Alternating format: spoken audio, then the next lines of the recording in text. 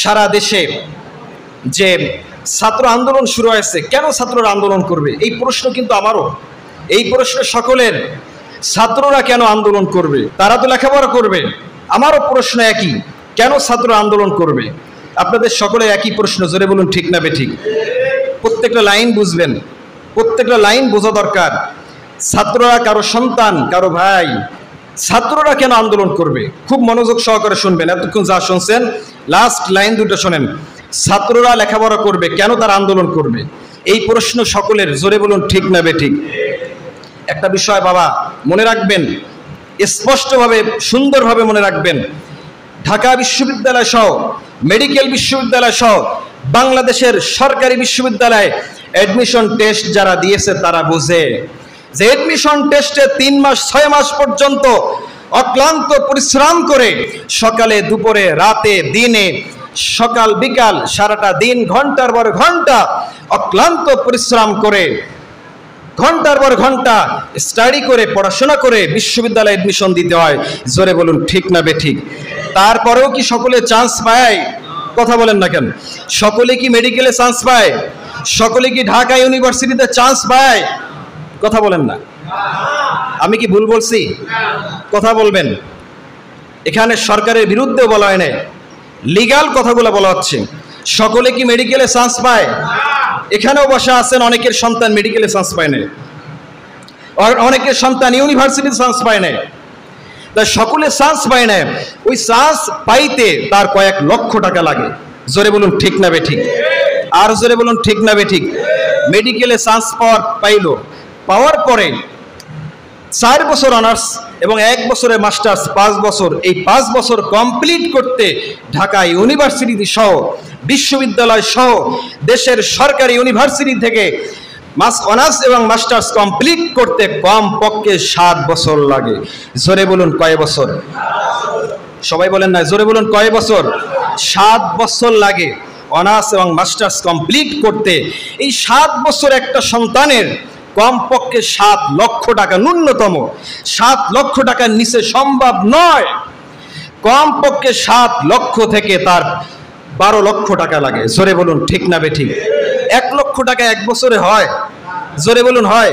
তার মানে 14 লক্ষ টাকা লাগে। 10 থেকে 15 লক্ষ টাকা দিয়ে সে অনার্স মাস্টার্স কমপ্লিট করলো। এক মেধা তালিকায় সে গ্রাজুয়েট কমপ্লিট করার পরে যখন চাকরির পরীক্ষা দেয়, পরীক্ষায় রিটেনে পাশ করে, কিন্তু ভাই গিয়ে পিলিতে পাশ করলো। পিলিতে পাশ করার পরে রিটেনে পাশ করলো। রিটেনে পাশ করার পরে এরপরে ভাইবা বোর্ডে গিয়ে কোঠার ব্যবধানে, সে কোঠার কারণে 56% যদি কোঠা থাকে, 56% কোঠা, এরপরে প্রশ্ন ফাঁসের কারণে প্রায় 80% এভাবে চলে যায়। 20% কোনো রকমের থাকে, মেধাবীরা পায়। কিন্তু বাংলাদেশের অধিকাংশ ছেলে মেয়ে যারা ইউনিভার্সিটিতে পড়ে তারা মেধাবী। জোরে বলুন ঠিক না বেঠিক? এই মেধাবীরা কোঠার কারণে তারা সরকারি চাকরি থেকে ওসি, ডিসি, এসপি, ম্যাজিস্ট্রেট সহ সচিবালয় জীবনে তারা যেতে পারবে না। তাই অসংখ্য ছেলেমেয়েরা বুকের তাজা রক্ত ঢেলে দিয়ে তারা সিদ্ধান্ত গ্রহণ করছে।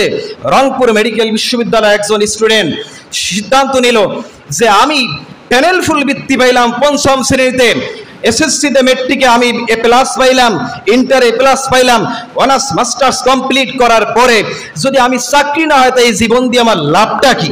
জোরে বলুন ঠিক না বেঠিক? তাই তিনি সিদ্ধান্ত নিলেন বুলেটের সামনে বুকটাকে টান করে দিয়ে জীবনকে অকাতরে বিলাই দিলেন।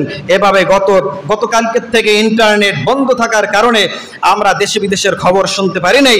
গত পরশুদিন যা দেখেছি আমরা, 6টা তাজা প্রাণ ঝরে গিয়েছে। তাদের একটাই দাবি, তাদের একটাই স্বপ্ন যে আমরা ন্যায্য অধিকার চাই। সরকারের প্রতি তাদের অনুরোধ, এবং আমরা মেম্বার থেকে আলেমরাও সরকারের প্রতি, মাননীয় প্রধানমন্ত্রীও চায়, তিনিও চায় যে, তিনি বলছেন উচ্চ আদালত থেকে ছাত্ররা একটি ভালো সিদ্ধান্ত পাবে বলে, আলহামদুলিল্লাহ। তারপরও সরকারের প্রতি আমাদের আহ্বান থাকবে, উদাত্ত আহ্বান থাকবে, লক্ষ লক্ষ ছেলেমেয়েরা মেধাবী, তারা যেন মেধার আলোকে একটু সুযোগ পায়, তারা যেন চাকরির অংশগ্রহণ করতে পারে, চাকরির সুযোগটা পায়। আপনি তাদের প্রতি ইনসাফ করেন, তাদের প্রতি আপনি দয়া করেন, এই অনুরোধ আমরা রাখি। জোরে বলুন ঠিক না বেঠিক? বিশেষ করে ছাত্ররা যেভাবে ফুঁসে উঠছে, এভাবে চলতে থাকলে দেশের অর্থনীতি পণ্ড হয়ে যাবে। এভাবে যদি চলতে থাকে ছাত্রদের জীবন শেষ হবে। এভাবে যদি চলতে থাকে তাহলে শিক্ষাঙ্গন থেকে শিক্ষার মান কমতে থাকবে। ছেলেমেয়েরা মনে করবে শিক্ষাঙ্গনে যে আর লাভ নেই, লেখাপড়ার দরকার নেই। শিক্ষাঙ্গনে শুধু অস্ত্রের ঝঞ্ঝানি, শিক্ষাঙ্গনের থেকে লেখাপড়া শিখে আমরা যখন ওসি ডিসি এসপি হতে পারবো না, তাহলে আমাদের আর লেখাপড়া দরকার নেই। সুতরাং সর্বশেষ সরকারের প্রতি আহ্বান জানাবো, অনুরোধ জানাবো, আপনি মেহেরবানি করে প্রাইম মিনিস্টার সরকারের প্রধান, অত্যন্ত ক্ষমতাধর ব্যক্তি, বাংলাদেশের ইতিহাসে এর চেয়ে দ্বিতীয় কোনো ব্যক্তি লম্বা সময় ক্ষমতায় ছিল না। জোরে বলুন ঠিক না বেঠিক? প্রধানমন্ত্রী যদি উদ্যোগ নেয় 24 ঘন্টার মধ্যে পুরো দেশ ঠান্ডা হয়ে যাবে। বলুন ঠিক না বেঠিক? আমরা সর্বশেষ দোয়া করি প্রধানমন্ত্রীর জন্য, তিনি যেন সুন্দর একটি উদ্যোগ নিয়ে দেশের পরিবেশ সুন্দর এবং শান্তি শৃঙ্খলা ফিরায় আনেন।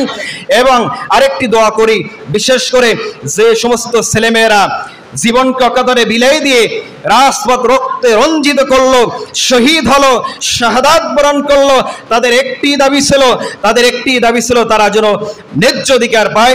এবং যারা ন্যায্য অধিকারের আন্দোলনে সংগ্রামে গিয়ে শাহাদাত বরণ করলো, আল্লাহ তাআলা তাদেরকে শাহাদাতের সুস্থ মাকাম দান করুন। জোরে বলুন আমিন, আর জোরে আমিন।